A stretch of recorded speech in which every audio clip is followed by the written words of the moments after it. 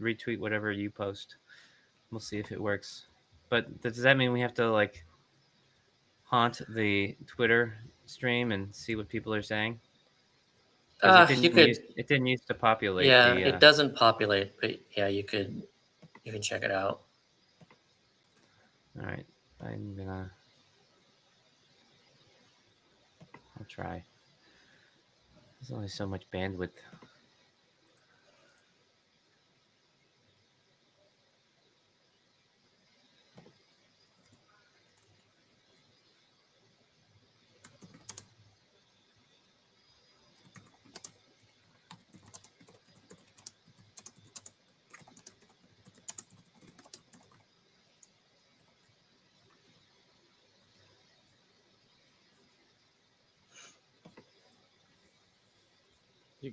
You made me open Twitter, and that's like never a Uh-oh. good thing. It's so I'm like automatically drawn in. Like, whoa, what's that? Just immediate like rage bait kind of stuff. I know. I've been sort of a little more callous with people. Like someone said, "Get a job" to my post about how UBI helps people, and then I said, "I have a job. I'm the UBI guy," and they left me alone after that. Or someone else said, "That's some mad optimism, dog," and I said, "Thanks." Dog.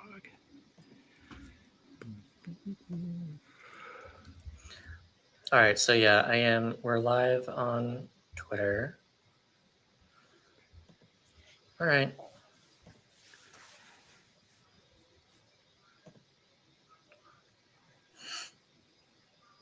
Okay. Welcome to the Basic Income Show. I'm your host, Scott Santens. My co-hosts here are Conrad Shaw and Josh Worth. We talk here about the latest developments in the world of universal basic income.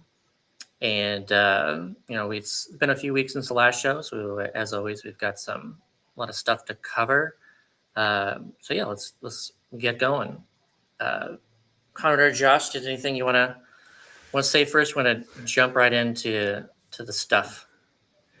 I'm ready to jump in. I feel like I've really, been lacking in my UBI news, and I need my dose. Yeah, I'll jump in later with some things, and for now, I'm just trying to catch up with all your posts. So you get going. All right. And, yeah. Okay, so the first thing I think I want to talk about is something that is not true. So this is some debunking of some disinformation that I've seen out there, and maybe it'll be picked up more. So I just want to get out ahead of it, and I don't know, just like a good teaching opportunity for like how to pick out fake news that's may have been written by AI. So first of all, this is on a website called comfortkitchentogo.com. And this is, I think, the first source of this. And These so, are yeah. big time political advocates or something. Comfort Kitchen.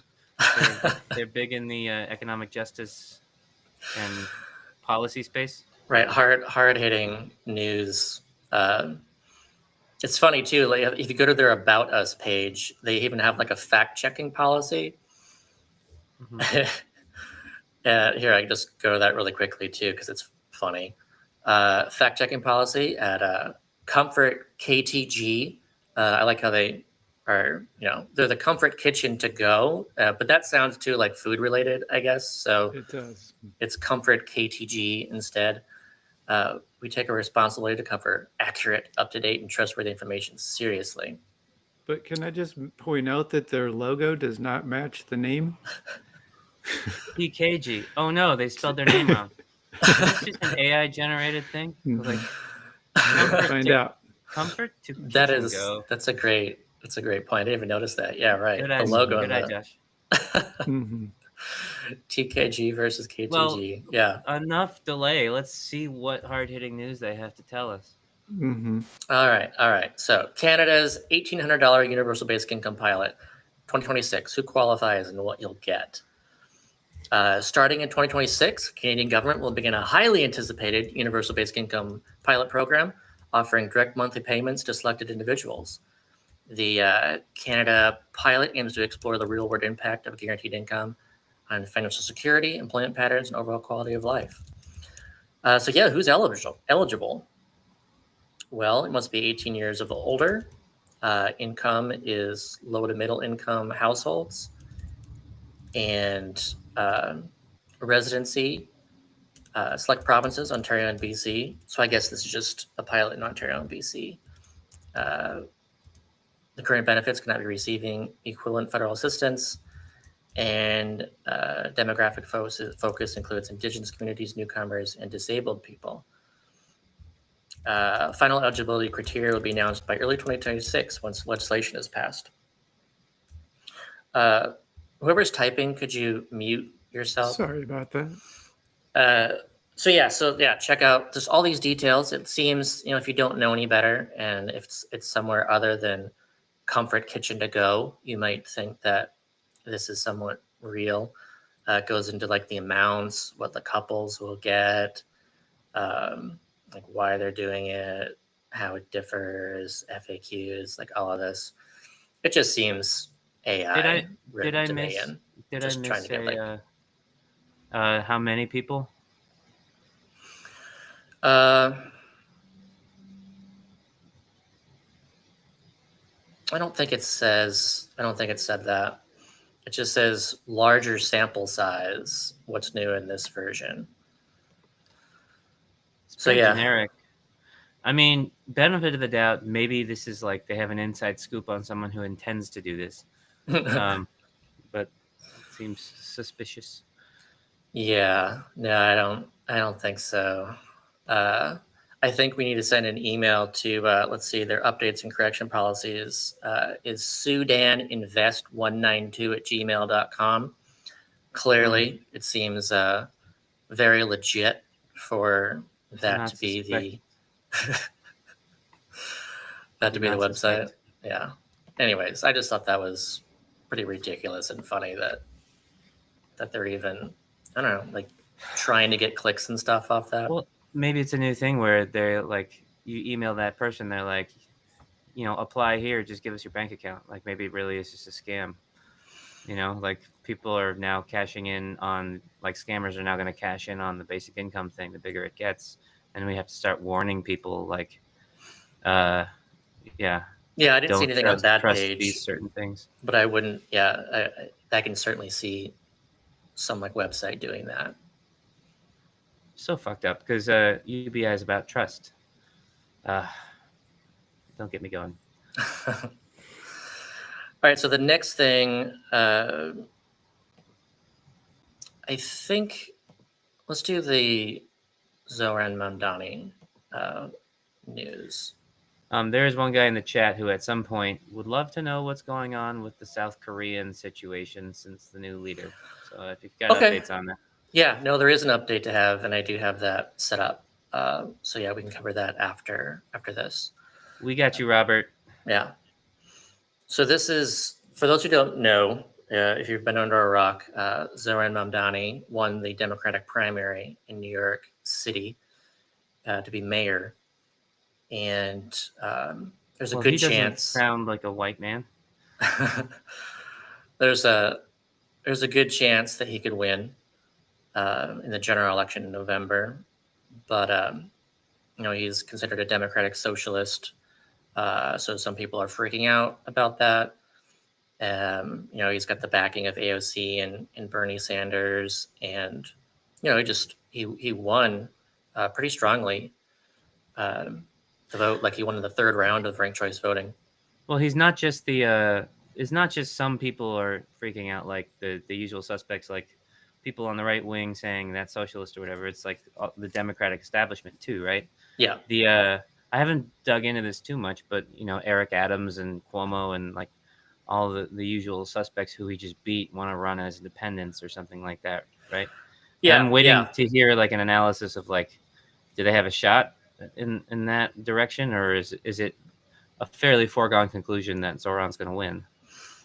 Yeah, I mean, so the general election is going to be still plurality based. It doesn't use ranked choice voting in the general election. It only uses it in the primary. So if you've got Zoran against Adams and against Cuomo and against the Republican Sliwa, I don't know, like polling of which of those has the most support. And maybe like as you get closer, like Cuomo will be trying to get Adams to drop out or vice versa in order to make sure that Right. Yeah, it Mamdani seems doesn't win. I don't know. It's going to be weird. it seems like Mamdani's got the most consistent constituency, whereas Cuomo and Adams might pilfer from each other, and Sliwa is like still pretty fringy, right? Doesn't the guy that like wears a military beret and stuff? Yeah. So you'd have Republicans in New York City deciding, do they want to vote for Sliwa, who is clearly not going to win, as he never does, or do you go for Cuomo or Adams? And yeah, I don't know. The spoiler effect is in full effect for that election. But yeah, so I was curious when he won what he had said about basic income. And we talked about this last time during our last podcast. We found that he had like co-sponsored a bill that was for like a guaranteed income kind of bill there in New York. But with some further, someone shared with me that he did this podcast back in April, the Race to Gracie Mansion podcast. So it's like a half-hour podcast at the 29:17 mark. Here's what he has to say. So fast. And so we ran Andrew Yang for mayor 4 years ago. And one of the main reasons I did it was because I believe in universal basic income. How do you feel about it? I'm interested in UBI. I think that Andrew Yang was a leader in bringing that to the forefront of consciousness across the country. And I think, one thing that was fascinating to me is his vision for UBI and his campaign at the national and the city level brought more New Yorkers into politics that previously hadn't seen that relevance in their own lives. Right. And I think ultimately one thing that unites that, me, you, well, and that's why he and I are working together Yeah. on that, and you and I can talk about that too. We totally. need more people to see their lives in local politics and how local politics affects their lives. All right, she's giving the bad signal. I've had your job, one so last I question. know I'm sorry. how. Okay. I know how tough.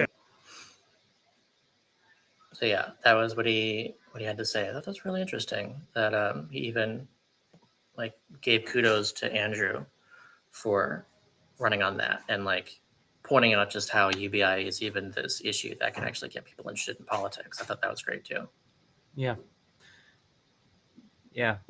We'll get him. We'll suck him in. All right, so I guess I'll do the Korea stuff next. Let's see.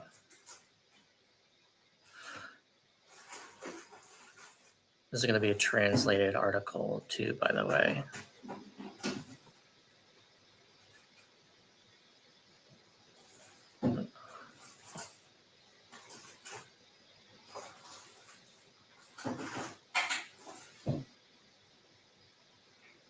Sorry, I've got like too many tabs open here. Not seeing it, even though I have it still set up. So I gotta find what I called this. Here we go.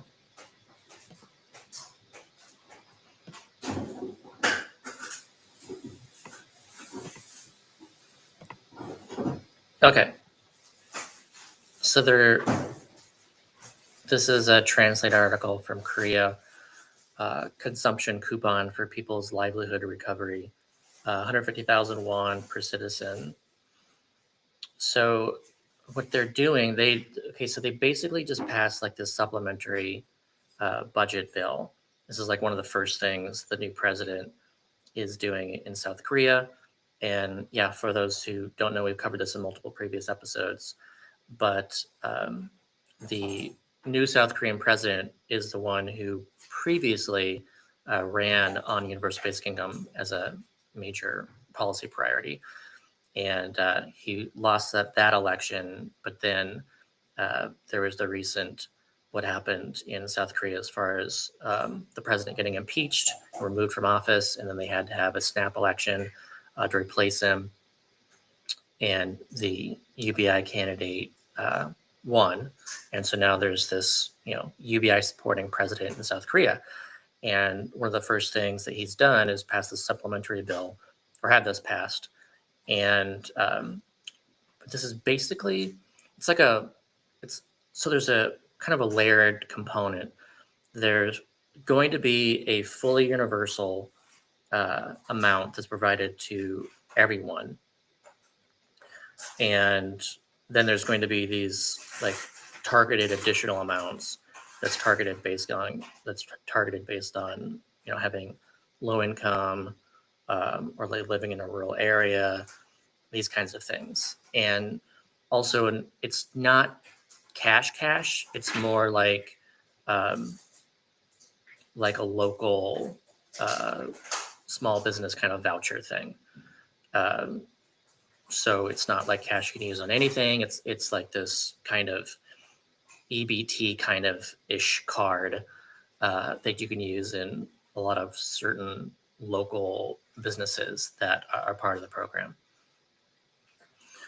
So it's interesting that, they're looking at stimulating the economy, and this is at least there's a fully universal portion, but it's not like monthly or anything yet. There will be like a second payment too. So it's like they're looking at basically two stimulus checks, let's say. And I think maybe the logic is if it does what it's supposed to do, if it does well, if it stimulates the economy, if it does good things, then maybe they can start doing like a monthly kind of situation. Hopefully that logic holds better in Korea than it does in the US. Like the whole child tax credit and the stimulus checks and everything, especially the child tax credit. People are like, well, obviously if it works, we'll keep it going. And then we just didn't. Yeah. Okay, well, let's stay tuned on it.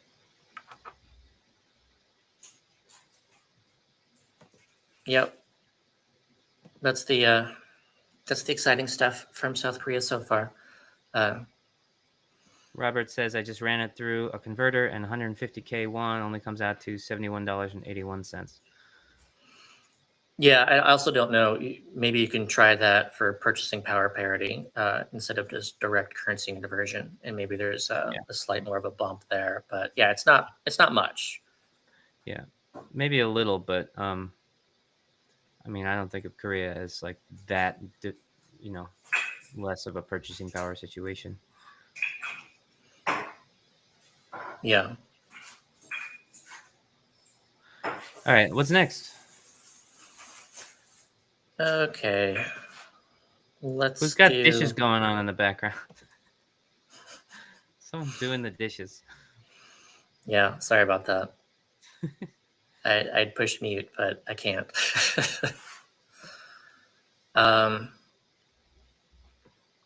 Let's see.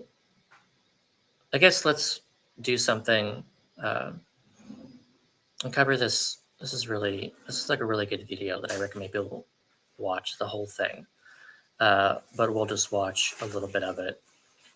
And this is the Money and Macro channel did like this great kind of summary of a big experiment that GiveDirectly ran that has a lot to say about what the impact of something like basic income could be, especially on like inflation and stuff. Like this specifically looked at that. And so I'm just starting at like the 7-minute mark or so, right before it gets to the impact on inflation, since I know so many people are interested in that most of all. But Country is that? the next case, Is in Kenya. thanks to a host of surveys asked to individuals, firms, and market participants before, during, and after the experiment, the economists were in a unique position of having extremely detailed information about all prices and transactions in the area over the course of 2.5 years. So what happened to this economy?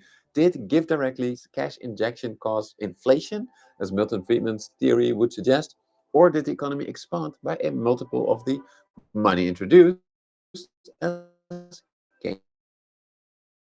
Keynes' theory suggests?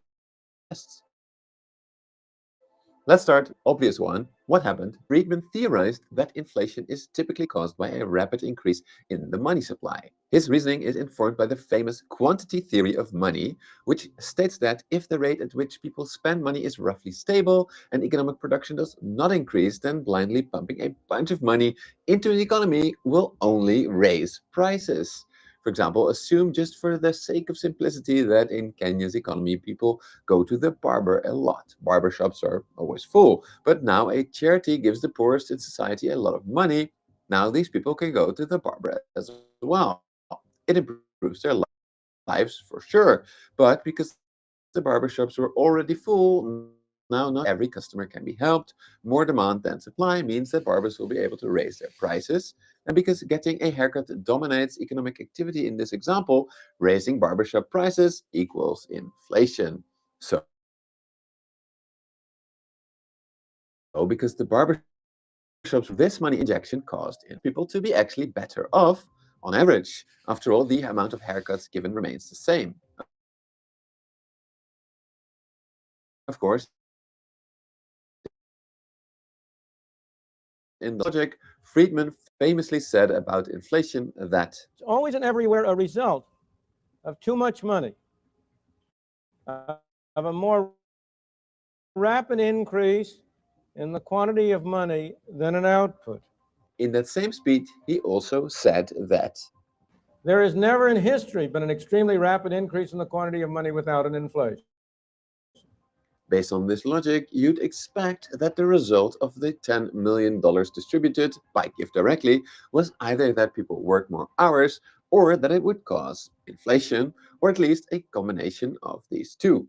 But this is not what happened. Instead, Dr. Egger and his colleagues observed that the intervention caused hardly any inflation at all. Treated villages did not have higher inflation than untreated villages, and high-intensity treatment areas had about the same inflation as low-intensity areas. So then, based on Friedman's framework, the researchers expected their data. Egger and his colleagues were surprised to discover that while working hours of both were small, that it was not statistically significant. So what happened? Was Friedman wrong? Not entirely. To find out what was going on, Egger and his colleagues dove deeper into their data and observed that in Kenya, by far, most firms are operated by a single person. In these types of firms, people officially work the whole day. But in practice, they don't have much customers during much of the day. So we need to change our barber example. In this case, the barbers did not have enough customers.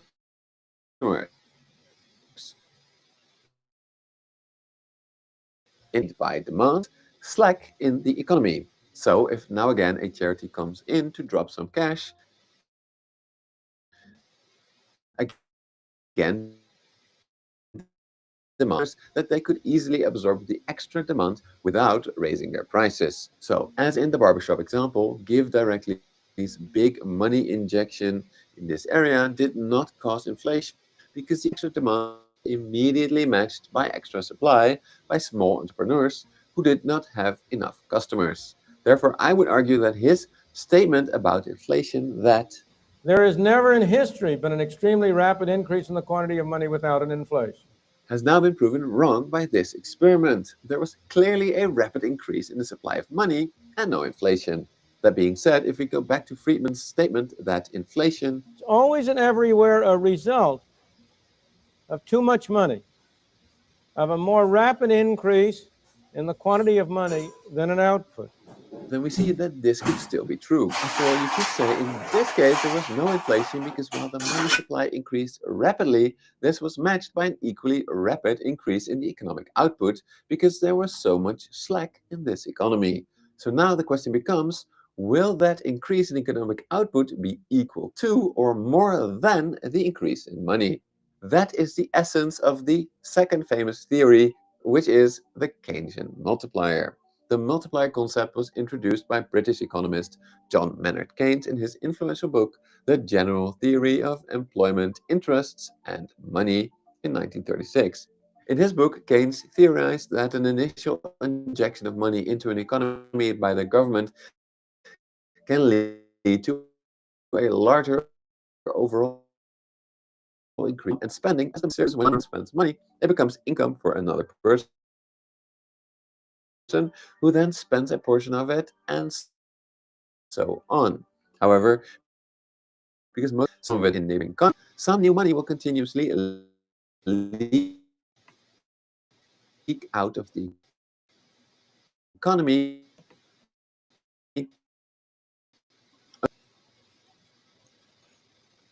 that they get. Typically, then rich people, Keynes predicted that the To cover the inflation part for sure. And yeah, the multiplier stuff is interesting too, but yeah, I don't want to go into this for too long. Just recommend that people check out the whole I video. gotta watch it again too when it comes out because it was really choppy for me this time. But Yeah. in the edited version, it always comes through clean. Yeah, I don't know if it will. I think I have too many tabs open and stuff and switching back and forth too much.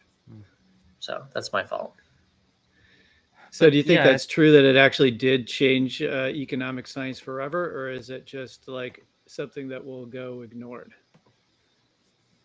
I mean, I don't really know what the world of economic science is like how robust of a community and like how responsive they are to new information. Like I don't. Yeah, no, there's so much ideology involved. Yeah. Like, and that study came out years ago. It's Right. great to see a YouTube video, about it that has a bunch of subscribers trying to like disseminate that information and help explain it. But like, yeah, It not. does seem it's not true. new. Like it does seem like it discounts some of the the claims that we sort of relied on in our whole basis of economic thought. To a degree, economics has never been fully a science. It's always been in part a religion, like a bunch of different religions.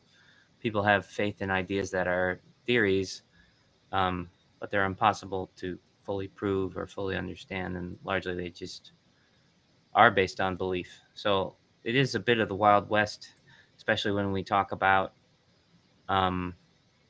introducing fundamentally different economic systems. People have all these opinions about how things will happen and what will happen and for what reasons based on past performance and things like that. But they are largely failing to acknowledge like some key factors that affect the outcomes, like human behavioral psychology and human behavioral psychology at scale, like across a population, and technology changes. And there's all kinds of stuff that really throws a monkey wrench in the works of these very basic assumptions that exist in a lot of these economic dogmas when we talk about changing things pretty dramatically, like how we distribute money.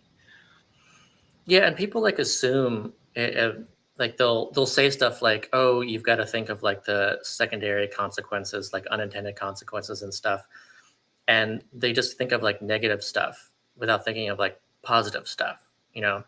So like in the case of like the inflation, like so many people just assume, oh, well, if people spend more money, if they have more money to spend, then you'll outstrip supply and there'll be, too much money chasing the same goods and prices will go up. So yeah, what I liked about that is the example of the barber showing that, there's no reason for prices to go up if the economy can actually handle the increase in demand. And also he did mention too that it is possible, even if there's temporary inflation, that's a signal. So like if there's not enough barbers and it costs more to do that, then there's more reason for someone to become a barber because they can charge more money and then prices go down if you get more barbers. So there's always that adaptive response and it's not just like static. And I think that's what people they don't assume this dynamism. It's just they think static. Yeah, there's just so many assumptions going on. And there's also like common responses by, I guess, more of non-economically educated, like people who like will say things like, "You never took economics, you idiot." But they'll say the landlords will just raise all their prices and everything will get more expensive to just gobble up that money. And being often the same people who will, tout the free market and market mechanisms. It's like, so you don't believe in a free market. Like a free market Right. means there's competition. Like You Yeah. can only put so much of a profit margin over the cost of procurement before someone's going to undercut you and take all your business. You can't just say all these people have a certain amount of money and I want it, so I'm going to charge that much. It's not a thing. The only time you can do that is when there isn't competition, when there is monopoly, when it's like housing is scarce and you're just kind of at the, so like the things like landlords hiking up rent, that's a real problem, and that exists with or without UBI, and it's something we have to do something about, making sure that they don't gobble up all the land and housing and then just crank up prices. But yeah, UBI doesn't introduce that problem. It actually gives people more power to pursue different options. Do we want to all go in together on a place that we own ourselves or whatever? Or different types of businesses can cater to different markets that like now can afford some small amount of rent on a regular basis. What is a different mechanism that like could emerge? I think of dorms, like sort of a dorm situation. Like if I was just getting out of college and pursuing acting or whatever, instead of living in an expensive apartment and working at a restaurant 35 hours a week, if there was a basic income and like a dorm situation that could take my $1,200 a month or whatever, and give me 4 walls on a roof, a locking door, internet, and a bathroom, then I'm a completely new demographic that's worth targeting for business. Like, can you set up a situation of economies of scale where it's like, yeah, I'll live my 20s as cheaply as possible. I already did that.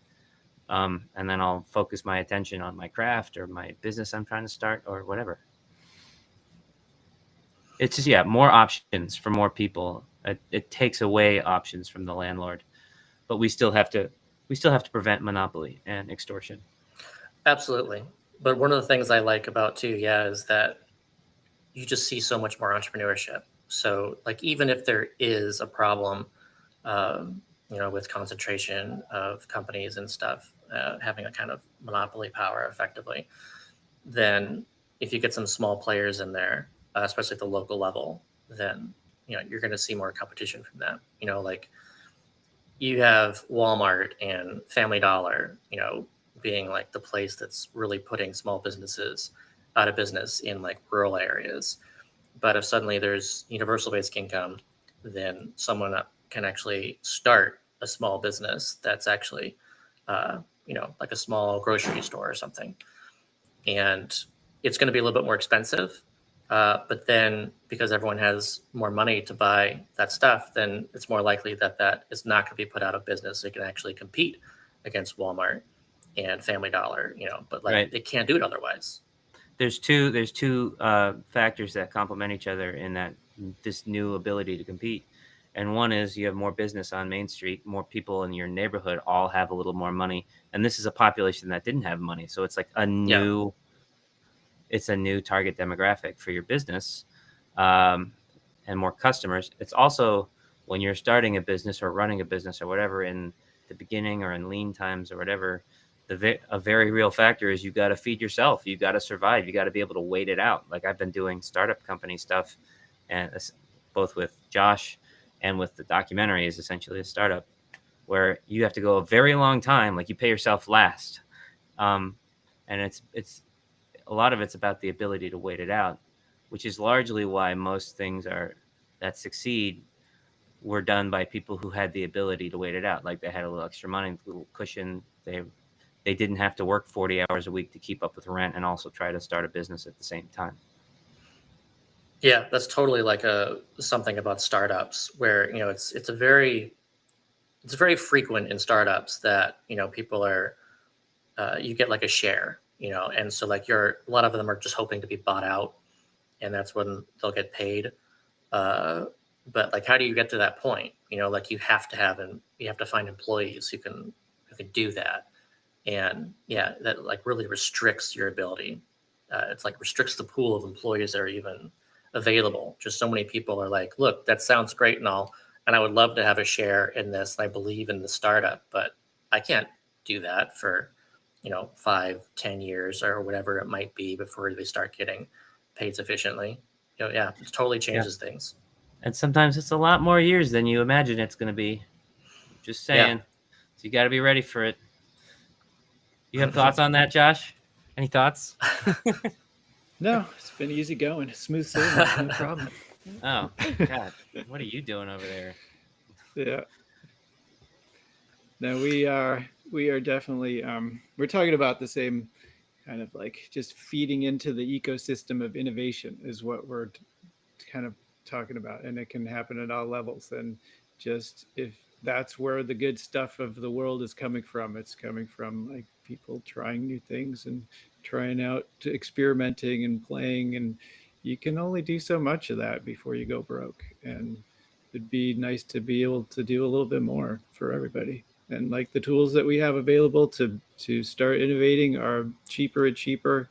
And so yeah, I think it's not just going to be like more people getting to be able to pay for a haircut. It's going to be more people to be able to pay to do cool stuff. So. Yeah. Meanwhile, on the flip side of things, let's see how things are already getting worse for people thanks to AI, and like where that's happening first, which appears to be in entry-level jobs. So here's just like a short news segment about this, then we can cover like a couple of the news pieces. But yeah, I just think it's interesting that this is where we're seeing stuff. New research shows the unemployment rate for college graduates is at an all-time high, and the reason could be artificial intelligence. Researchers from Oxford Economics find more employers are turning to AI instead of people, meaning they're not hiring as many recent college graduates. Instead, computers are handling entry-level tasks. The unemployment rate for recent college graduates is somewhat higher than the national unemployment rate. That's sitting at 6.6% over the last 12 months. Now, experts say the best thing for new college graduates to do is get some sort of artificial intelligence training. They can compete with the robots that way. That ensures they have the skills to enter the workforce that uses AI every day. Yeah. So how does this guy like sleep? It's a hot take. Yeah. I'm reassured. yeah, Just get some AI skills. absolutely. Just It's a weird answer too, because like, I mean, AI skills are learn how to ask for a machine for what you want in many cases. Right? Yeah, like AI skills. AI skills are talking like the English language, or not even English language, any language. And just I think communicate. a thing we talk about. A thing we talk about a lot with our work, especially with the documentary, like the creative work, is the effect of AI on our industry. Like our editors are having a harder time getting a job, animators, sound people, like no one does transcription anymore. It's just the computer does that for you. So me getting skilled with AI means us having, it's great because we have less money to raise, but also we have less people to pay, which means less jobs created by our little business, right? Getting better at AI means someone else doesn't have to do that, which, you know, in theory, we can crank out a lot more stuff and actually maybe finish without having to like convince too many millionaires to write checks.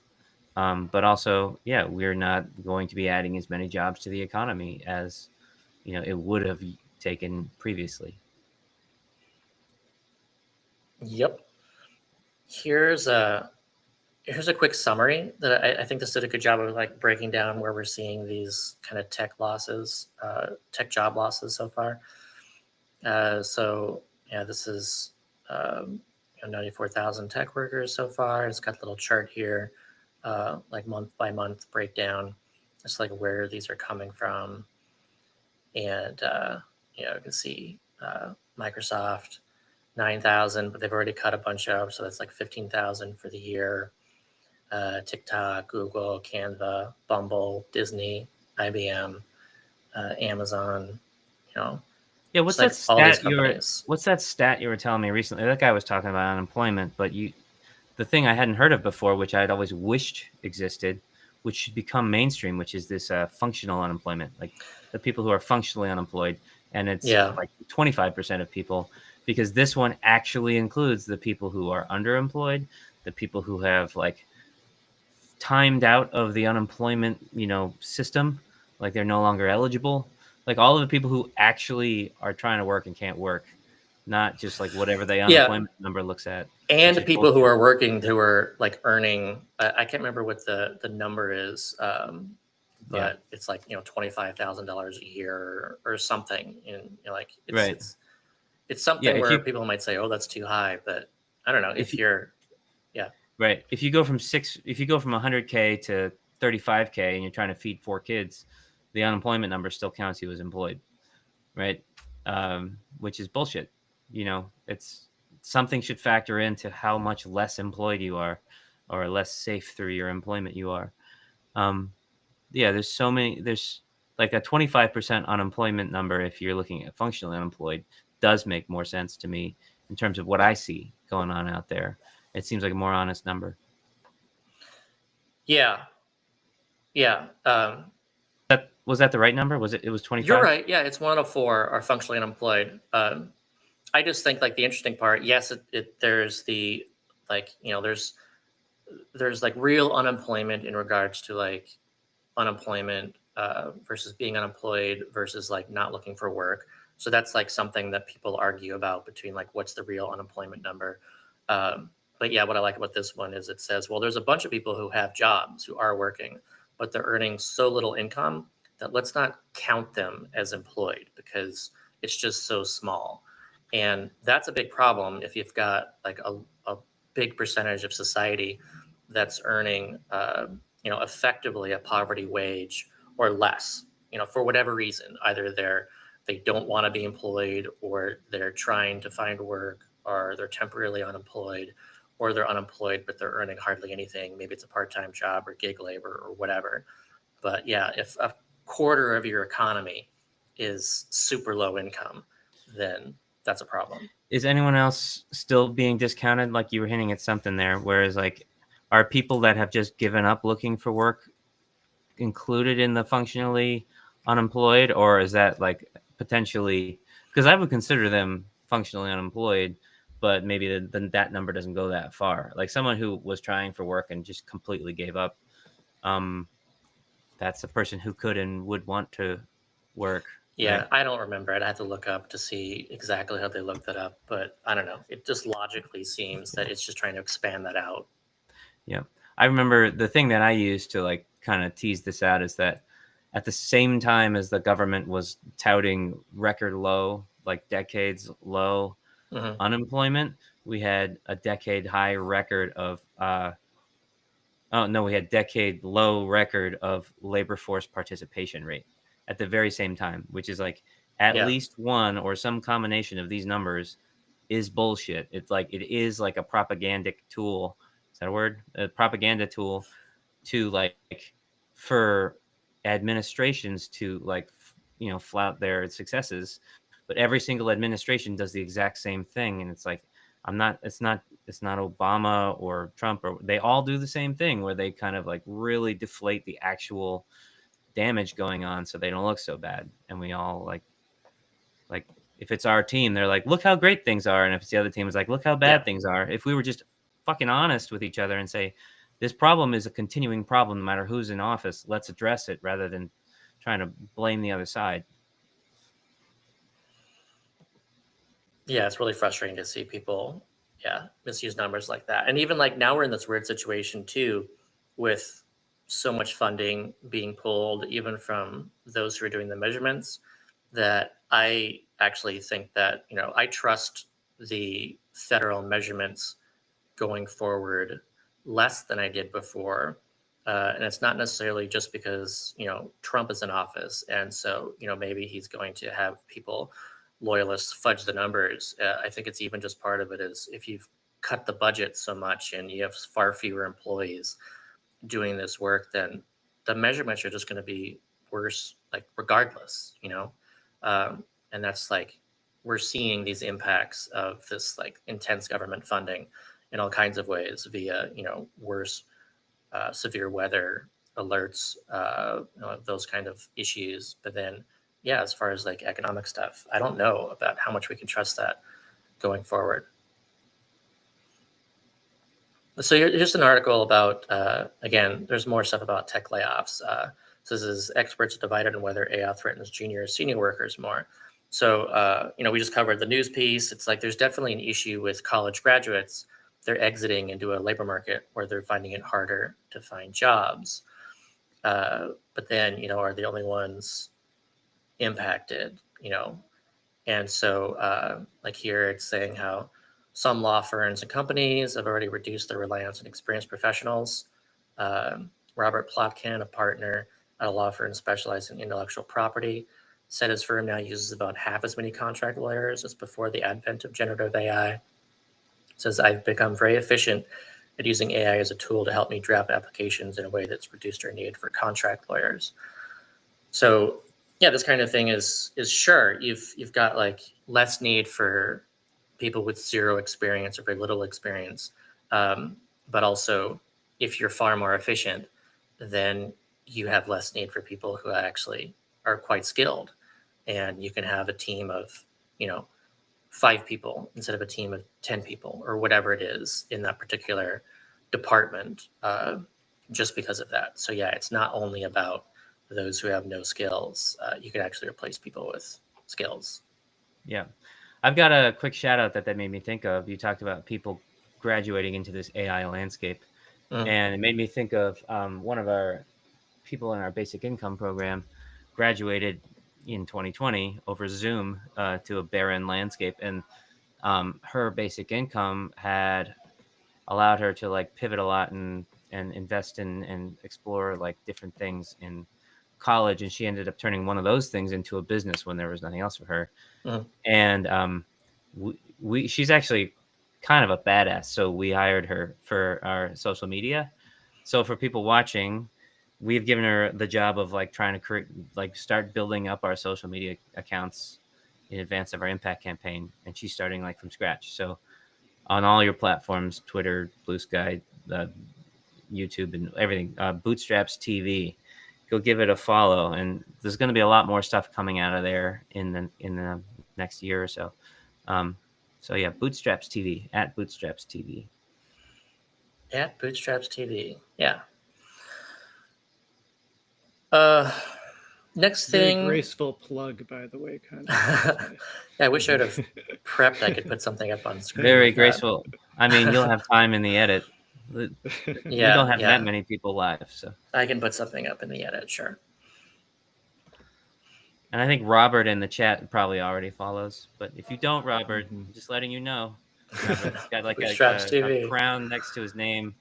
That means he's like our #1 fan. So he's a good dude, reliable. Okay, so another one I thought this was interesting. This was a Wall Street Journal opinion piece titled "The GOP Gambles on Trump Accounts. Are they an investment in future capitalists or the start of a basic guaranteed income?" So this is talking about these new, they're called Trump accounts. It's part of like the big, beautiful bill that was passed. And wait, so who wrote this? Is this going to be a doomsday warning, or is this going to be actually, this might be... This is Wall Street Journal, and this is someone who is anti-UBI. And you would think that they would be like pro this kind of thing, but then they're worried that it could lead to basic income. But I think it's interesting because like the language that he uses. So let's read some of this. That like this is one more government tax preferred investment account. It's like IRAs or 529 plans, albeit with different rules. Unlike those accounts, the government will make a one-time $1,000 payment to be invested in a stock market index fund for babies born between 2025 and 2028. So this is just the next 3 years. It's not for like permanent going forward. This is for like babies born within the next 3 years. And so each baby will get $1,000 in this account that they can't access till they're 18. And then parents can add up to $5,000 a year to the accounts. They won't get a tax write-off, but the funds will grow tax deferred. And then, yeah, there's no withdrawal until 18. And let's see, the Republican political gamble is that the accounts will give young Americans a stake in the capitalist economy that they can watch grow as the stock market rises. And here's what Senator Cruz said, good old Ted Cruz: every child in America will have private investment accounts that will compound over their lives, enhancing the prosperity and economic participation of the vast majority of Americans. This is so odd in comparison with like the tweets I get all day of like, yeah, on my tax dime, you know, like basically like Yeah, now it's coming from any sort of idea of giving anybody money that isn't me is, you know, fuck that idea. And now it's coming from the administration. Are they going to bend their heads around it? Are they going to start like loosening up their thinking, or what's going to happen? yeah. And so he expresses his fear. Says, Mr. Cruz's intentions are good, but this political gamble could backfire. The accounts for their automatic government payments are likely to become another entitlement program that grows over time. Congress will surely extend the payouts beyond 2028. And it says the Trump baby account is preferable to annual social welfare payouts via child tax credits, but the House Republican bill delivers both. And this does just mention there's a very small change in the child tax credit. They increased it to $2,200 for couples earning up to $400,000. You know, very small. That's from 2000. And yeah, he just expresses fear that this kind of thing could lead to a universal basic income. And what I think is funny is, like you said, it's weird how, like, you know, they can express an argument that's against basic income, but this other thing is good that gives money to people. And I think what's interesting about this, and I think it's kind of a lesson as to like what could be popular, it's that it's okay to give people money if they're going to use it to invest in the stock market, because then that grows everyone's wealth. And so, you know, if you're a rich person and, you know, you're looking for your stocks to go up, then if the government starts putting money into the stock market, then the stocks will go up. And you're like, oh, okay, great. So I think that when it comes to, you know, the kind of policy we've discussed before about, say, a sovereign wealth fund like Alaska, you know, if you set something up where the government is getting some kind of shares in stocks or whatever, and they're not selling all of them, they're keeping some amount of them, stock will go up. And if those are putting out a dividend, people are okay with that, you know, because it's not tax money, you know, quote unquote. And they get to basically say, I get to benefit from this, even though they won't really say that. But that's what it's about.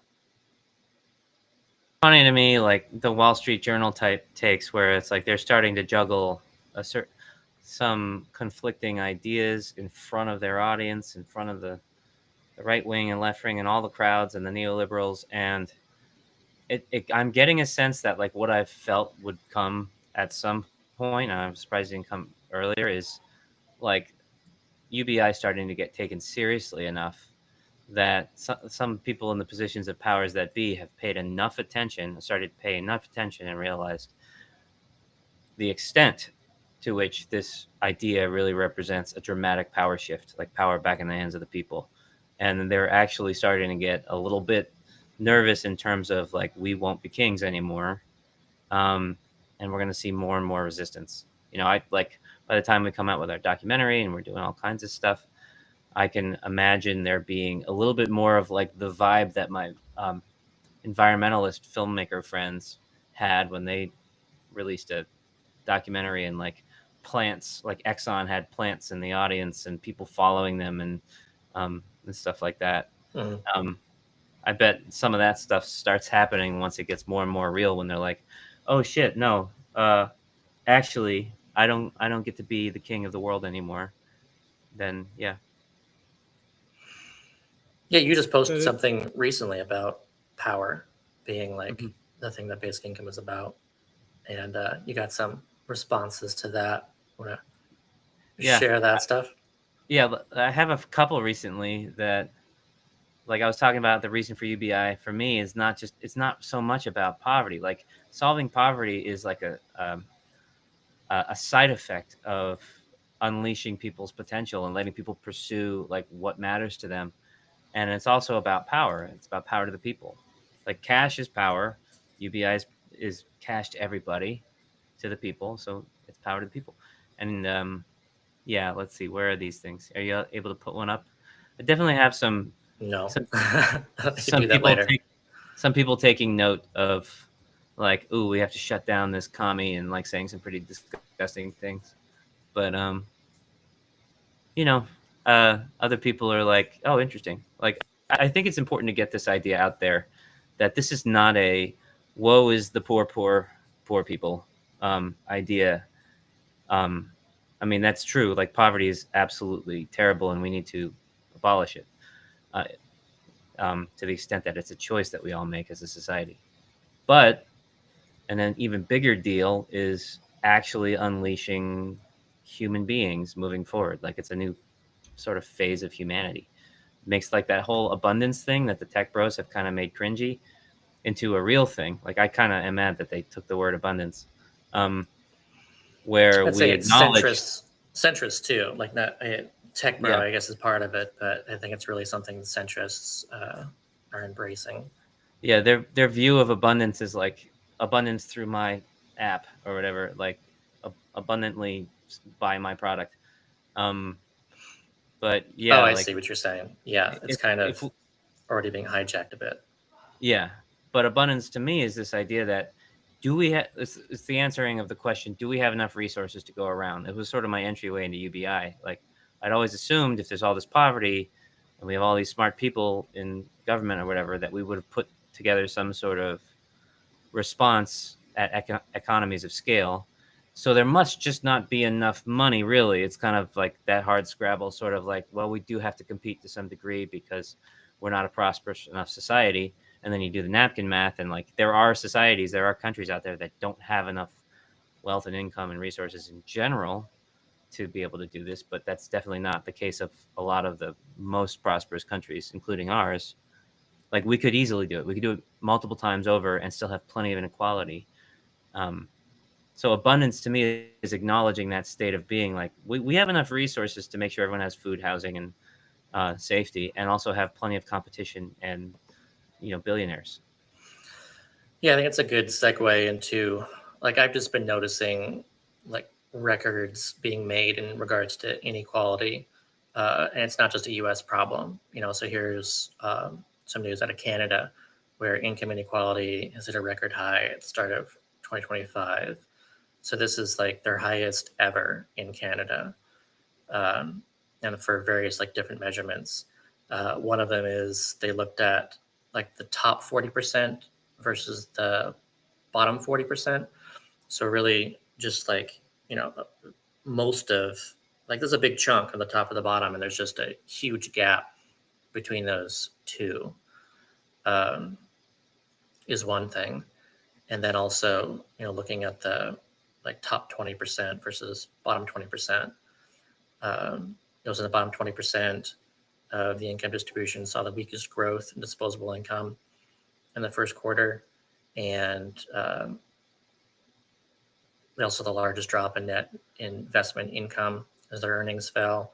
And yet the top 20% is seeing like, these big increases in their wealth, in comparison to that.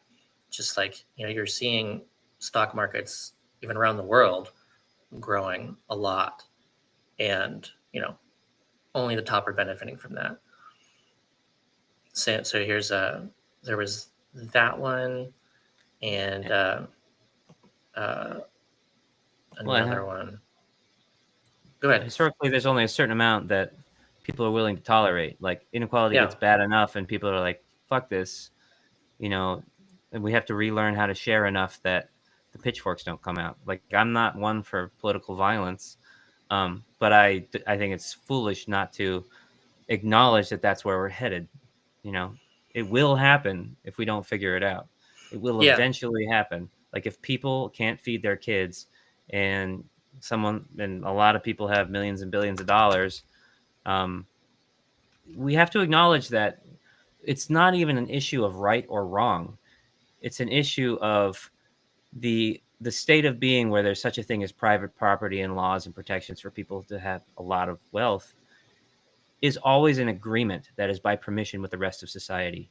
Like if we go back to the barbarian days or whatever, whoever has the most money, whoever has the most power takes what they want.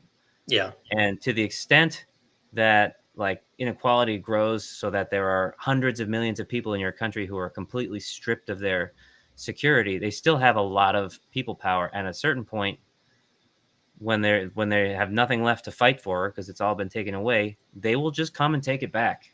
Like people power will always win out in the end if we don't figure this out in a smarter way now.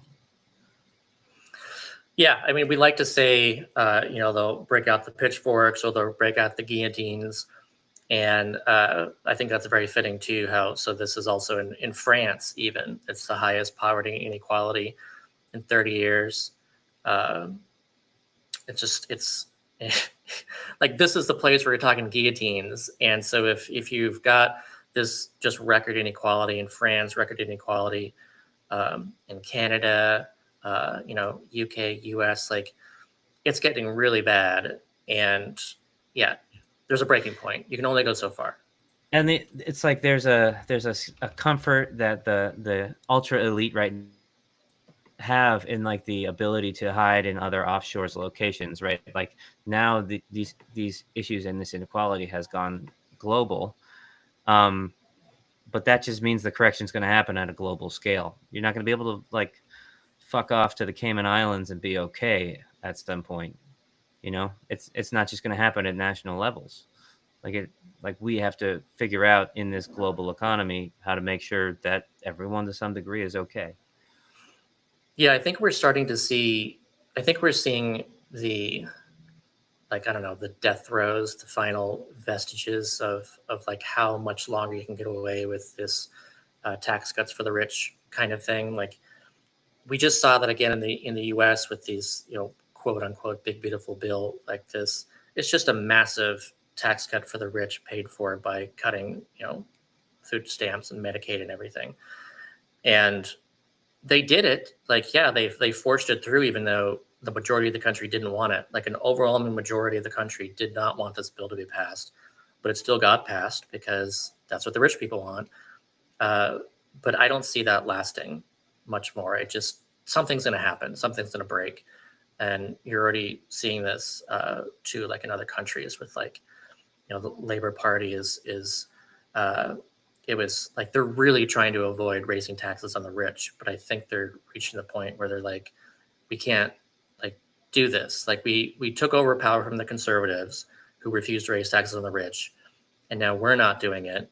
And they're seeing like support plummet, and they're seeing like their own party members like mutiny essentially against what they're doing with austerity now.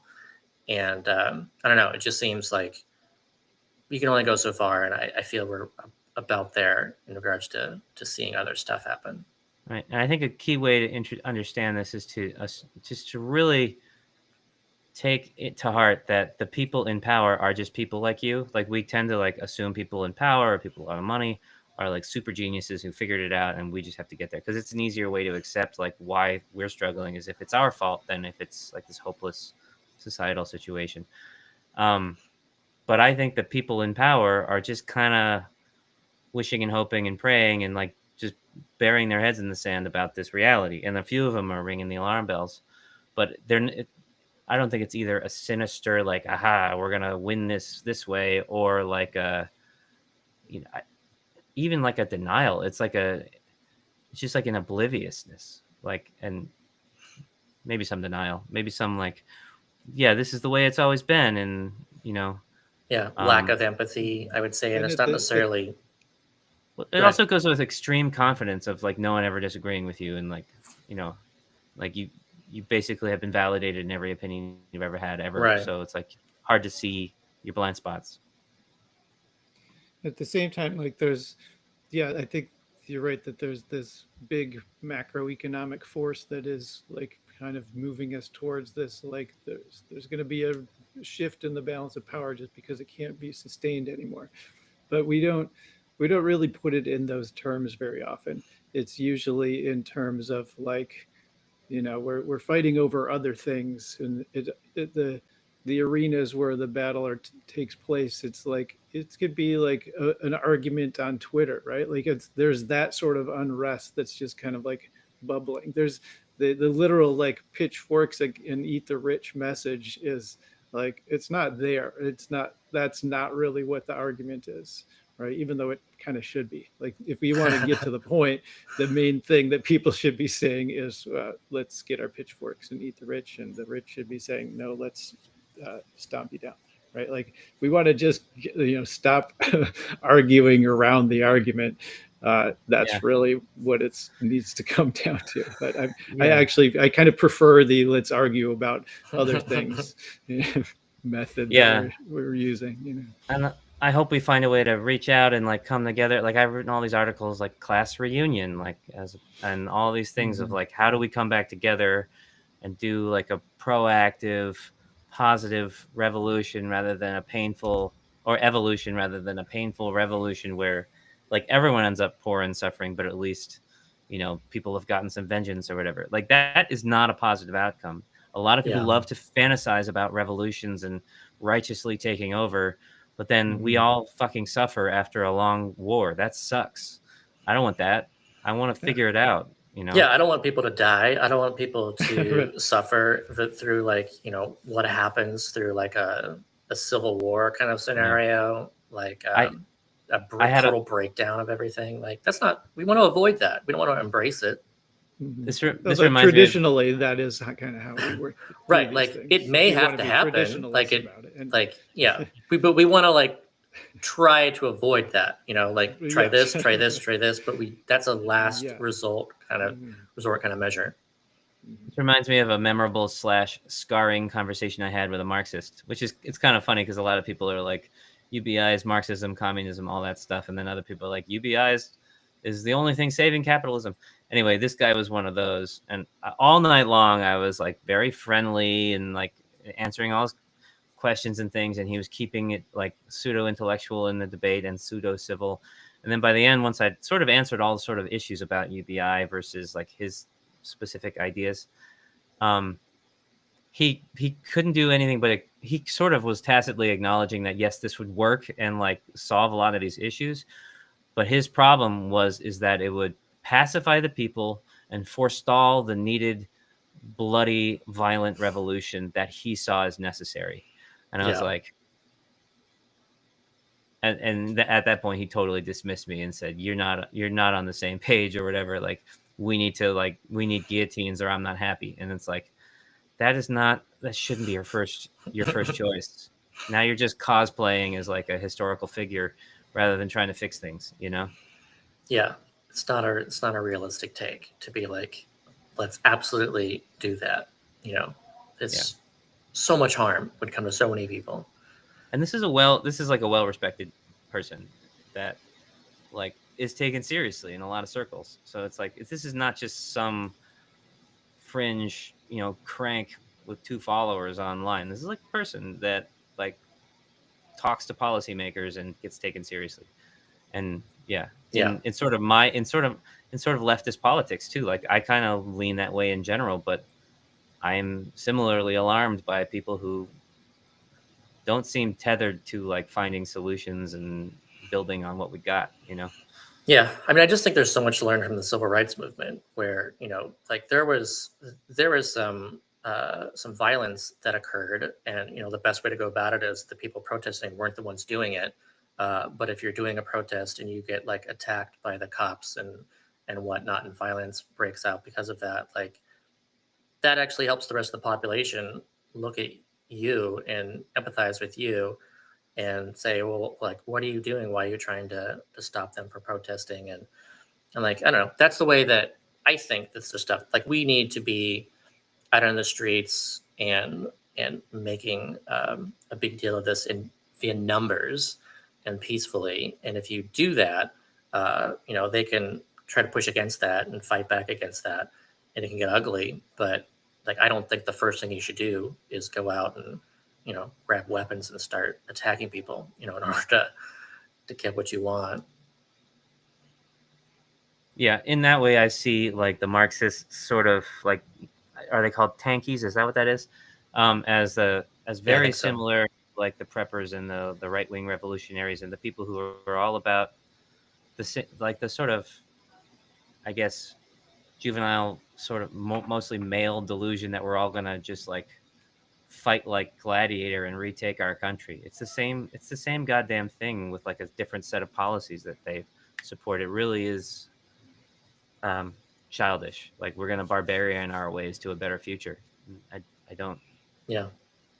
I just want to respond the comment from Robert about how he said that that the big beautiful bill still adds $3 trillion to the deficit, and it could have left everything else and just done like basic income and stuff. Like I do like to try to like point out on how deficits aren't necessarily bad; they can be good. But what they just did was bad.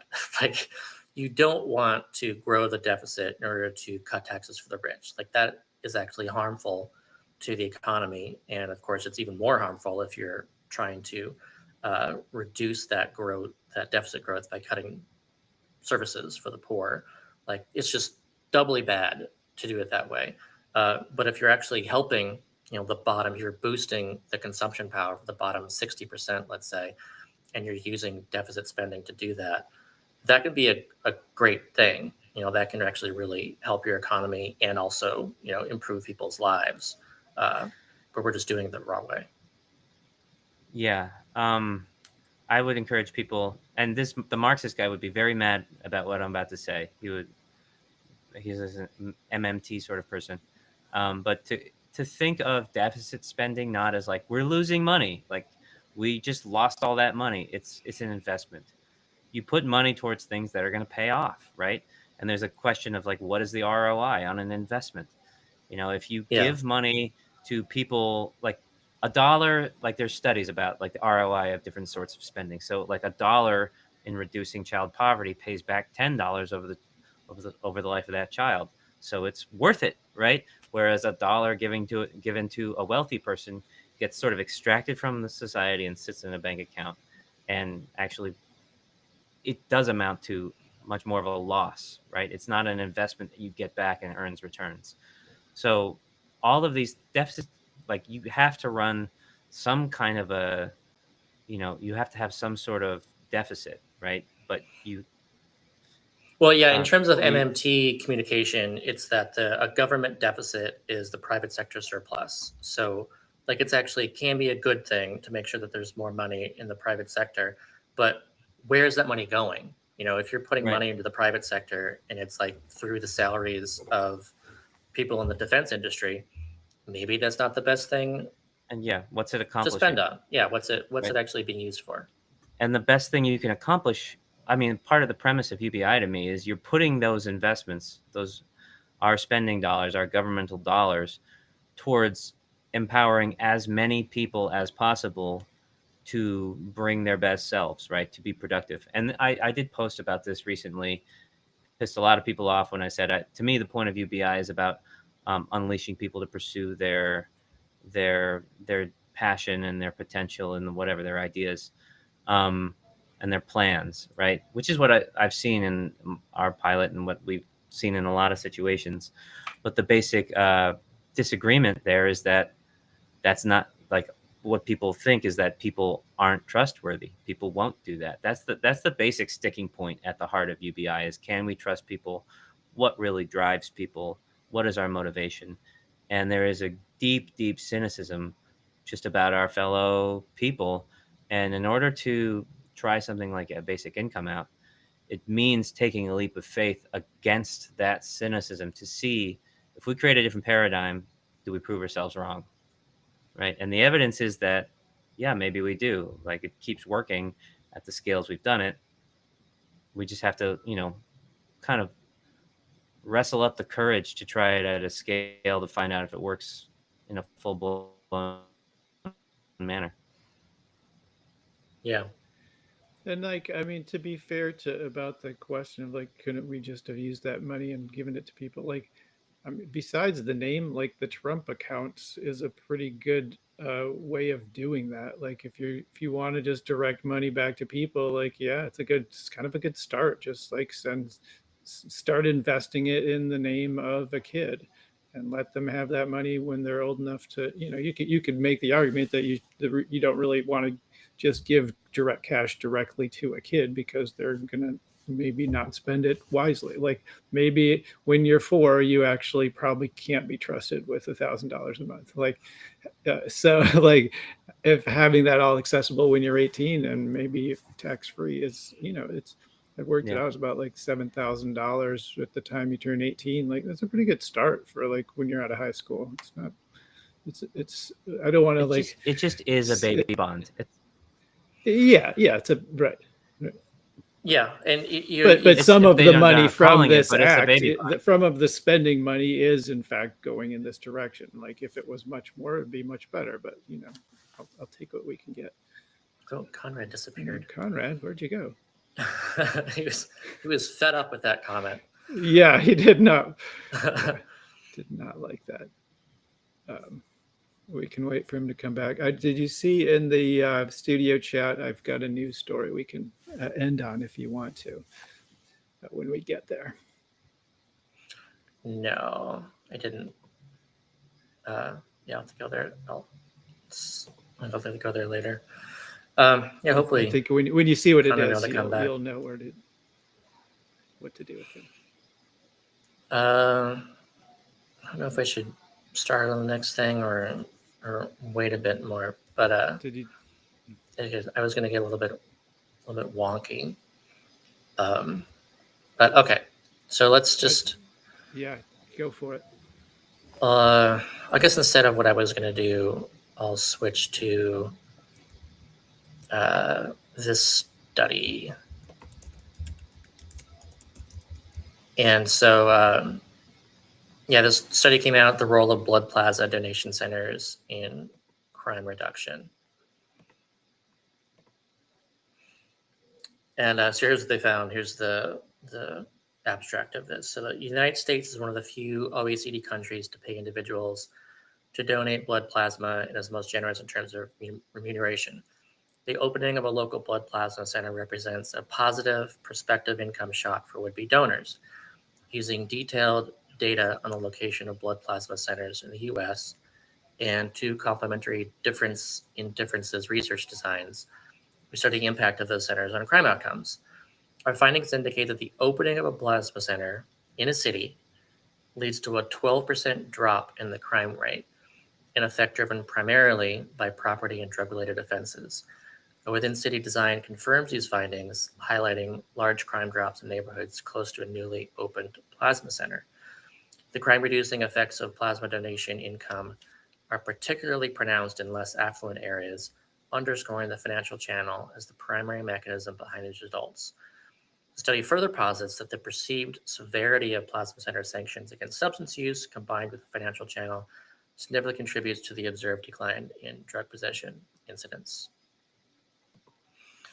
So I just wanted to cover that as just being it's just a very interesting example of how people just need income.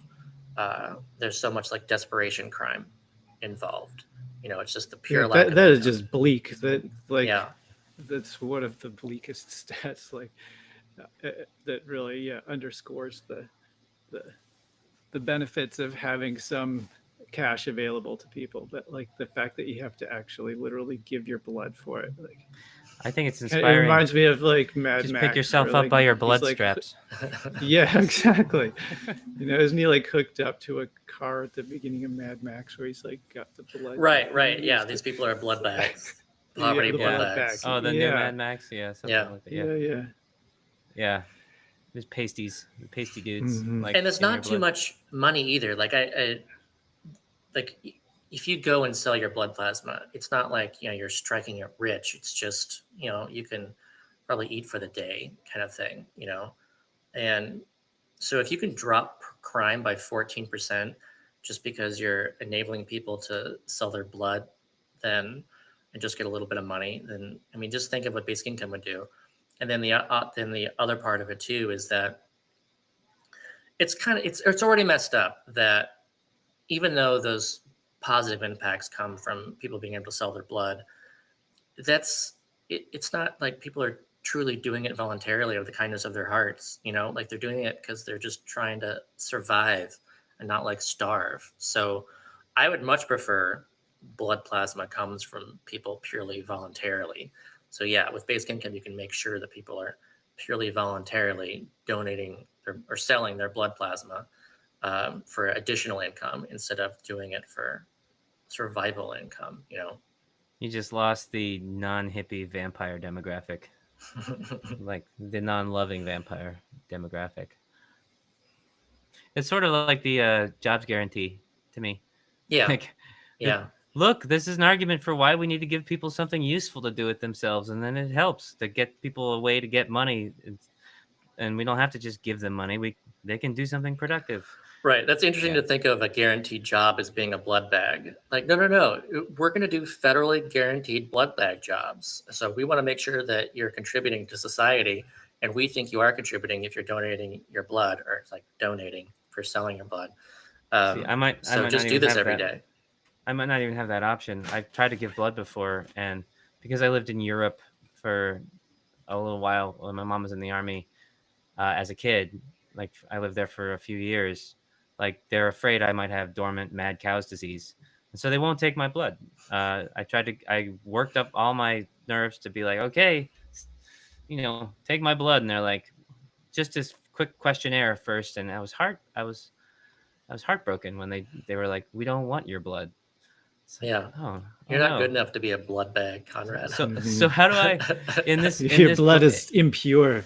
in this bold new future, like what can I contribute? Like You could join ICE. I hear they're doing great work. They're hiring. in an especially like money strapped time in my mid-20s, I looked up sperm donations too, and they also wouldn't have wanted my contribution. We accept neither your seed nor your blood. So. Like, I got good fluids, guys. I Yeah. swear. Come There's on. no mad cow in here.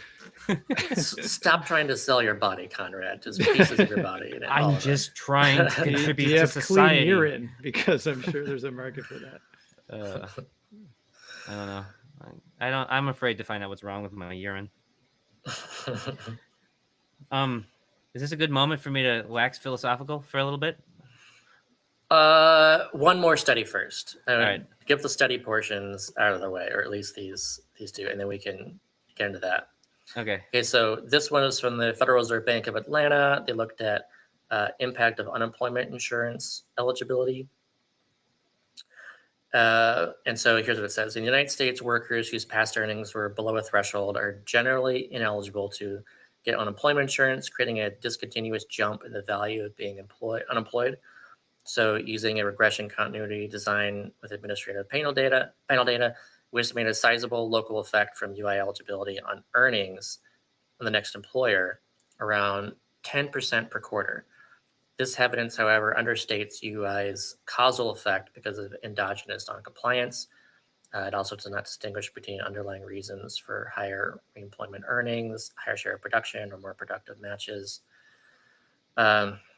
The underlying causal effect is 50% higher than the empirical estimates, and nearly all of the effect out comes from workers getting a larger share. So to translate that, basically, so if you get unemployment insurance, then you have this income that's usually like 6 months. There's variability between states, but like around 6 months, you get this income on a weekly basis, and you're able to last between jobs. But because that exists, and they're able to compare that to like those who don't get it for whatever reason. So if you have a unemployment income versus you don't, then the ones who have it, they're able to get jobs that pay more. So they're able to have more bargaining power. They can say, look, I can at least wait. I have like a 6-month time limit. I've got to find a job before then, but I can be a little bit picky in my jobs. So I look at a study like that, and I just see clearly universal basic income would have a bigger impact than that, because it's not limited to 6 months. You can actually be even pickier versus unemployment. You can really hold out for the job that works best for you. And it's entirely disconnected from employment, because there's like, again, some states demand you accept a job that it offers something to you if you're on unemployment insurance. So there's less bargaining power in that situation than you would have with basic income. So I would expect there to be a much larger impact than 10%. This does get sort of toward my waxing philosophical, and I'll start by like the devil's advocate argument about, yeah, you're assuming that if people are given more time, they'll get more picky and whatever. But if you give them infinite time, a lot of people would say, no, now they have the additional option to choose never to do anything again and just sit around and be lazy. And that's basically what they'll say to you. And the counter argument is people don't want to be lazy, right? In reality, and they'll say, you're full of it. But in this So what do you case, it think? still increases wage power. Like if people totally drop out of the job market, then there's fewer people looking for jobs, in which case it's harder to find people, in which case you have to raise the amount of money that you're paying because there's a reduced supply of workers. So for this particular argument, it still fits. Like it is going to increase wages, having that universal basic income for bargaining power, and it could even be just dropping out of the market, but you still have the power. But I guess that it's not the argument wouldn't be that it'll increase wage against that it'll increase wages. It'll be that like, who cares? Because the labor market's going to collapse because no one will do any work. Like that's the essential thing that we hear all the time, right? So there needs to be some sort of answer to that.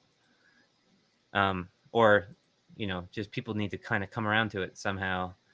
If it's true that there is a reason that UBI works, that people want to work, that people want to contribute and not just take the first opportunity to be like, cool, I'm set, and just kind of sit back. Yeah, cool, I'm set, and sit back at $15,000 a year or less, like as if so many people are doing that, But even, another part that enters into this argument is the techno optimists who are like, just wait a little while longer, everything's going to be super cheap. And then if you give people any money, they'll be able to afford everything they want. And then absolutely no one will do any work ever again, because why the hell would you do any work if you could, afford all the things you wanted? And that is a real question that needs to be answered. Like, people need to understand each other better. So are you waxing? I'm getting ready to wax. So this is building. So this is a new segment where I'm thinking of introducing called Conrad Waxes Off. And you guys can chime in the comments if you like it, or if I should never say that again. I want to give 3 examples of people. I've had a hell of a week. I drove 1,000 miles and went from upstate New York down to New York City, back up over to Boston for all these different reasons. Meeting different people at very poignant times in their lives. And so I'm going to talk about each one and what that makes me think of in terms of why I think UBI works and why I believe that people really want to contribute and really want to matter. So one is a man who we've been working with for 8 years now, who was always going to be part of our basic income program, but he was in prison. And we were very interested in telling the story of this person re-entering society with the support of a basic income, to see how does that affect things. Like, recidivism is an enormous problem. So he had actually passed on an opportunity to apply for parole at the 15-year mark when he had the first opportunity, because he was afraid of failing. He had seen people leave and come back, and he didn't want to screw it up. So he'd actually deferred it for 3 years. We met him in the interim, and through conversations, eventually it was the idea that he might have a basic income that encouraged him to start trying. And it took 3 attempts over the course of many years, but he just got out. So we went to go greet him and get him set up on his basic income and everything. But the thing to me, like, over the, hundreds and hundreds of emails, pen paling, and all the conversations, that really strikes me about this man is his motivation. Is not about freedom, like the existence of being free. It's about making his life mean something. That is a recurring theme. Like, I want to take the rest of the time that I have and try to be as much of a contributing member of society as possible. I want to do what I can to help the family that I hurt to heal. I want to find a way to contribute. And I feel like if someone's coming out in that space, we should encourage them in that realm. And that's like a moral argument or whatever.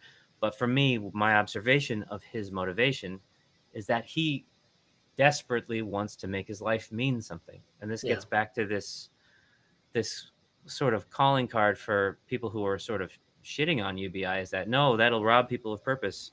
Like you have to have a job to have purpose. And for me, it's actually purpose is entirely intrinsic, and forcing people to have a job to survive robs people of that purpose. That purpose exists. We all want to know that we matter on this planet, that we're here for a reason, that we matter to others, that we affected things. So the second person is, we met a musician. We've been long wanting to court. We want to get a bunch of musicians to work on our documentary project. And this guy's been near the top of our list for a long time.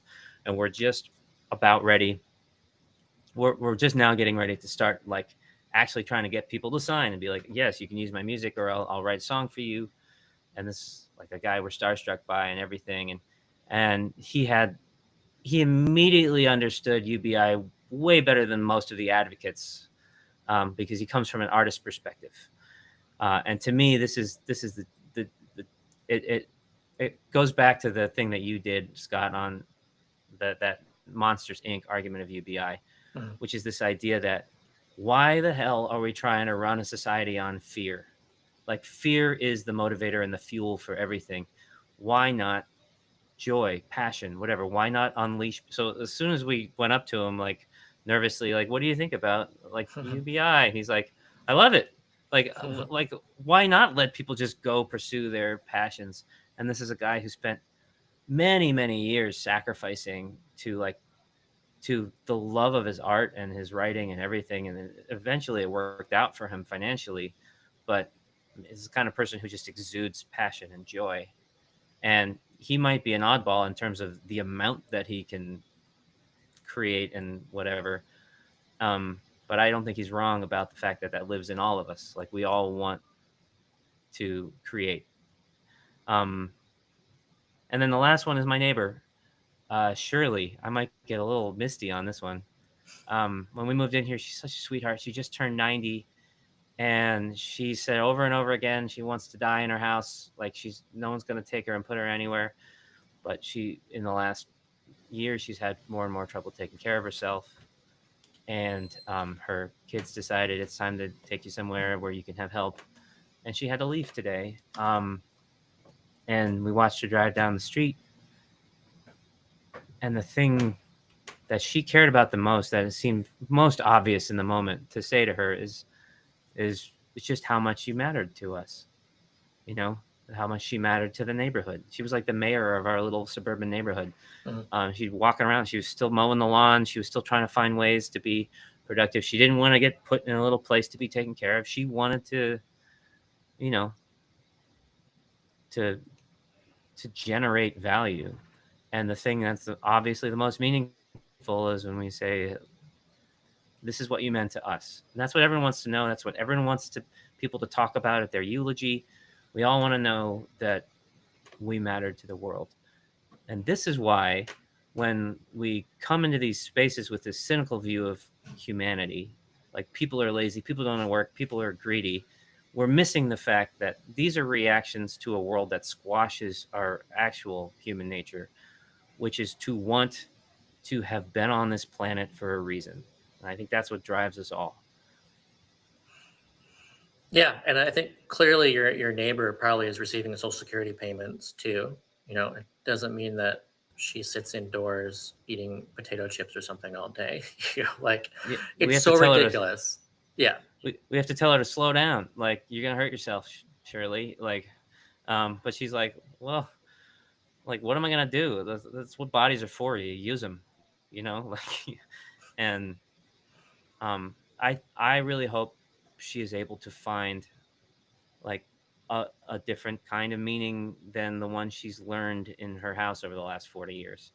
I hope that she doesn't, like, a lot of times what happens to people in a new environment, or when you're deprived of what you've found your purpose in, you sort of flounder, you get lost. So if she has access to like being able to garden or things to do with friends or like more time with family, I think it's incredibly important.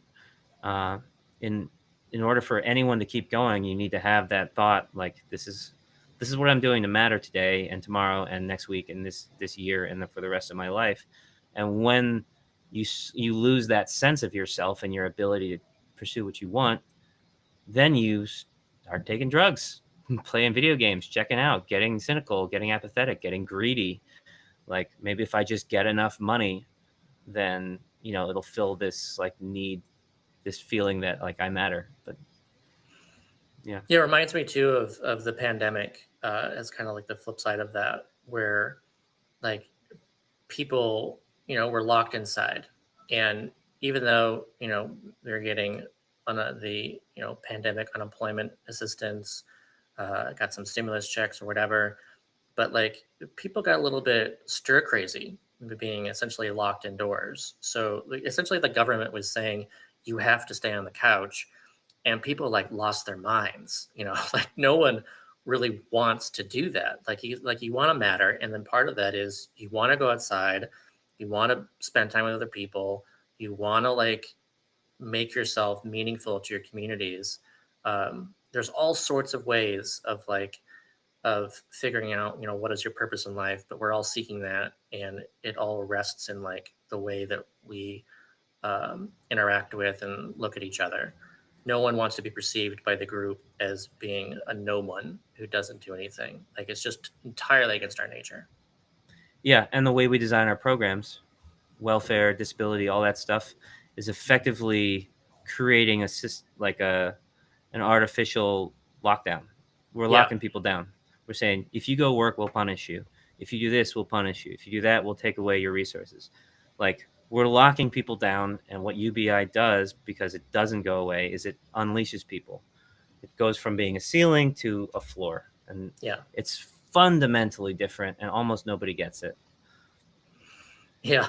I mean, if you're talking about like what is your meaning that you're deriving from life, and like what is your value, if that's what you're really like searching for as a person, like you want to be in a society that will tell you your value is $1,000 a month, or like there's an actual number for what your value is, instead of your value is zero until you're able to prove yourself, right? Like your inherent value is we can put a number on it and we'll make sure that you don't die. Like that doesn't seem like a very big stretch. That does not feel like a lot to ask from the society that's been around for 250 years or whatever. I would even frame it differently than inherent value. I would say all our inherent value is potentially each is infinite, right?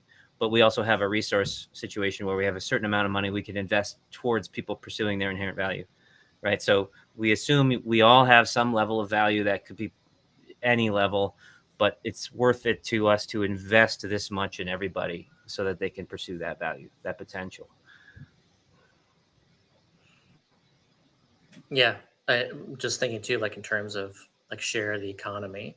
When people say what should the amount be, I like saying, well, something like 20 to 25% of GDP capita is something, and so that's already like divided up. But then like if you think of, all right, well, we've got like a there's $30 trillion economy or whatever, and there's like 250 million people there, then it's not to say that each person is worth some number, but you could say, well, it's certainly not zero. It needs to be some percentage of that.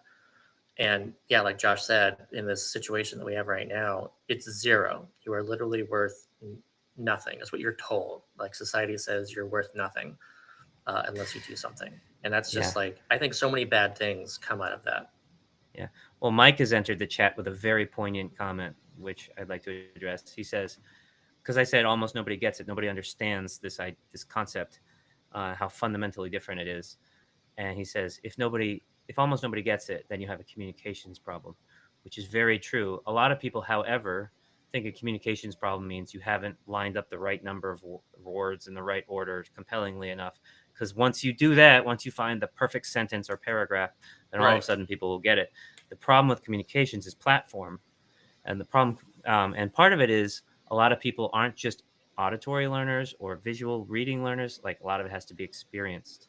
So the work that we've been doing that more and more in this coming year, we're going to introduce to people is based on a totally different theory of change than just laying out the arguments in a certain way. Like Scott and I have been like arguing about this for like, you can read dozens of articles by us, like trying to communicate the issue.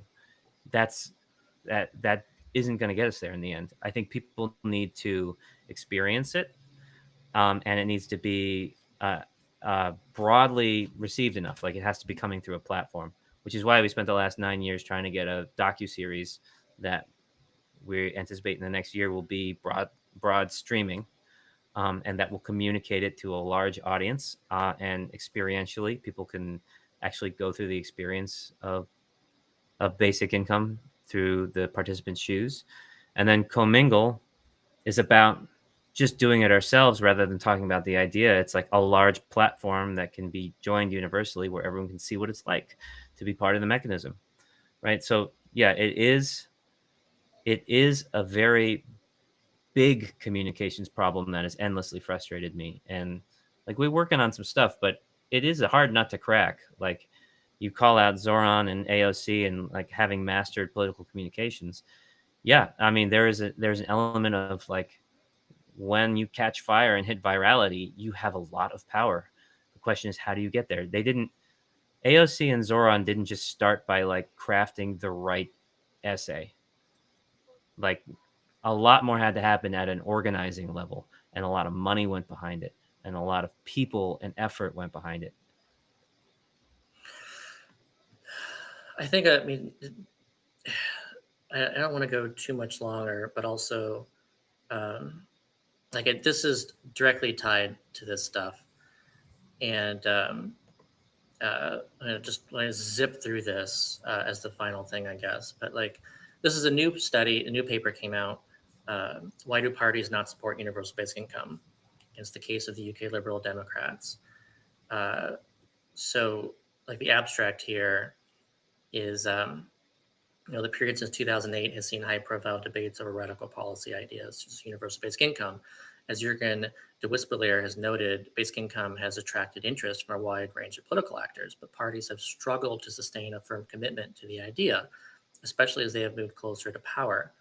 This article tests and refines de Wispelaar's analysis of cheap political support for basic income through a case study of the UK Liberal Democrats, who have twice endorsed the idea in 1990 and 2020, but subsequently dropped it. Detailed analysis of the party's decision-making under Paddy Ashdown and Sir Ed Davey highlights the importance of party leaders changing strategic goals and substantive policy reasoning by working groups. The article shows the Liberal Democrats' retreats from basic income were driven not only by electoral calculations, but also by critical scrutiny of specific policy proposals. So kind of like just very quickly summarize even some quick takeaways as to like why, like what was the issue? Why did they turn against this? And, his theory is that there's weak political support where, let's say a party falls out of power. And so this is also why you see Green Party pushing for universal basic income a lot, is that they don't really have the realistic potential to win in often a lot of these cases because of the spoiler effect. So they're kind of locked out. They can actually support like strong policies, these kind of expensive stuff, without like worrying about like the details of this stuff. So if you have a party who actually is pushing for this and then suddenly they gain power, it's frustrating, but a lot of the times you'll see that they just start talking about basic income less. They don't actually push They this start playing through. ball the usual way because now Yeah. they're actually in the system. They're Yeah. actually established. And then part of the problem too is that it's an intra-party issue. So like, let's say, the party's out of power. They don't really have to like argue about this. They can just say like, part of the party is really into universal basic income and part of the party is really into universal health care, let's say. And then so the party gets into power, and then all of a sudden you've got these two halves and they're arguing against each other. So they're saying, well, we can't do both. So, we've got to do this. We have to do this. And then that causes the fighting. And then, they end up choosing whatever, like cheap policies because they're trying to like reduce taxes or reduce the tax increases. And so a lot of times that falls out. Really frustrating. Yeah, to see. It's an Overton window thing. It's like a DC doesn't lead, it follows thing. Like essentially, it's part of why our theory of change is very experiential and grassroots. It's about going around the political channels to get like very significant public demand behind an idea that I think has to come from the grassroots. And until it does, the people who bring it up are going to be the ones who bring it up to like stand out and make a name for themselves and get noticed. And as soon as they're getting noticed, they're going to keep playing ball because that's their only chance to win. So we have to make it the case that playing ball is how you lose. Like playing ball with the establishment is how you lose. You have to get enough people behind an idea, especially an idea that so fundamentally changes power dynamics in the country, like gives so much power back to the people. That's going to be resisted by establishment stuff. And so it has to come from the people. Yeah, and another part of it too is there has to be that like direct, strong connection between voters and policy. So, if a party gets into power, maybe they support UBI, but like maybe that's not why people voted for them. So if people really want to see basic income be a thing, then they have to vote based on that, and they have to punish based on that. And if politicians perceive that direct connection, then that's key. And also it needs to be like the party itself has to like strongly embrace it. Like it can't just be like a, let's do this and see if it works kind of thing. It has to be like woven into what their party's values are. All the people in the party are like on board with this. And then people vote based on that kind of understanding. So But it's a tough nut to crack. It's starting to happen. So like AOC, a lot of people are like, she tanked Yang or she doesn't like UBI. But I met her early on before anyone knew who she was. And she was very smart on UBI. I was very impressed. But then she became part of that same system where she's trying to get done what she can get done. Like the Bernie crew is pushing for universal health care. Bernie too. I knew people that were involved in that campaign. I'm like, please get this message to him. He should really support UBI, but he's too busy with his other stuff and he doesn't want to like be taken as like suggesting unserious policies. They have to be made serious first. But now we got Bernie on Rogan like 2 weeks ago talking about UBI very seriously, and it's being taken seriously. We've got Mamdani talking about it. Like we just brought that up today. We've got other countries talking about it. It's like that energy is starting to grow much more slowly than I'd want, but it is happening. And that's kind of what we need to lean into, is not just like, like this one popular politician said it once, let's just hope that happens. Yeah. We need to keep pushing and pushing and pushing. It has to be sort of demanded from all corners before the politicians are like, this is what my constituency wants. I'm going to do it. Yeah, there has to be a punishment and reward system. Like if you mention it, then you should be rewarded for it. And people should be talking about it. Like, I love what you said. And then that encourages them to talk about it more. Right. And if they don't mention it, then you're like, why the hell didn't you mention this? Like, how do you talk about high inequality, automation, and whatever, and not talk about basic income? So that has to be part of it too. Right. And so right now, like a lot of it's testing the waters still, and you can tell by their language, he's not going to come out. You don't really know how people really feel. They're like, I'm interested. We should learn more about that. And that could either be a person who's like, I know people care about this. I think it's a terrible idea, but I'm just not going to piss them off. Or I think this is an awesome idea, but I'm not going to say that out loud because then people will think I'm silly. Like they're just playing, they're doing their communications work to make sure that they are like safe for as many people as possible. So the idea is to make the idea of basic income safe. And then hold them to the fire increasingly.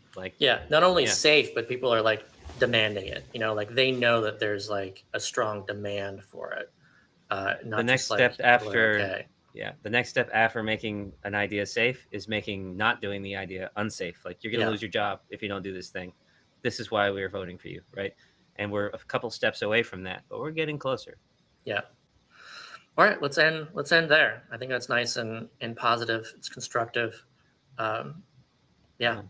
Thanks to the chat. You guys brought some heat today.